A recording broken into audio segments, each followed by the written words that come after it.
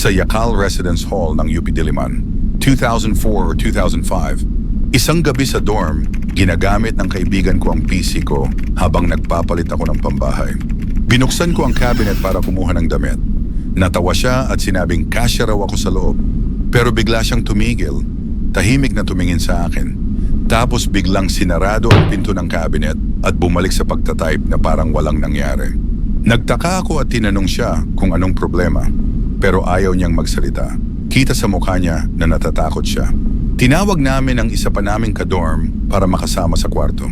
Parang dun lang siya nagkalakas ng loob magsalita. Nung may kasama na, saka lang niya binuksan ang tungkol sa nakita niya. Nagsalita siya sa Kapampangan.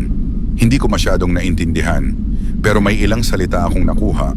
Lalo na yung sinabi niyang patay na babae. Sabi niya, habang bukas ang cabinet, nakita niya ang imahe ko sa loob. Pero patay, nakabitin, parang bangkay. Dahil sa takot, tinawag namin ang mga taga-Victory Fellowship para ipagdasal kami. Naghawak kamay kaming lahat sa gitna ng kwarto. Hiniling ng mga kasama namin na ang kaibigan ko ang magdasal dahil siya ang nakakita. Nahihiya siya nung una kasi iba yung religion niya. Pero sa huli, nagdasal din siya. Pinagdasal namin na sana hindi yun isang masamang vision o premonition. Pagkalipas ng ilang araw, may isang lalaking taga-church sa Katipunan ang lumapit sa isa sa mga Victory Girls. Hindi siya taga-dorm, pero may kakaibang panaginip siya.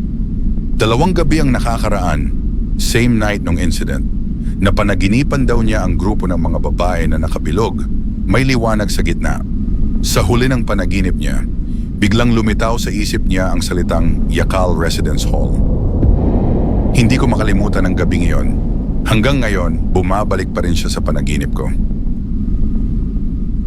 Isang babae na hindi ko kilala, pero paulit-ulit kong nakikita. Minsan natatakot ako. Minsan, naiirita na lang ako. Parang ayaw niya akong tantanan.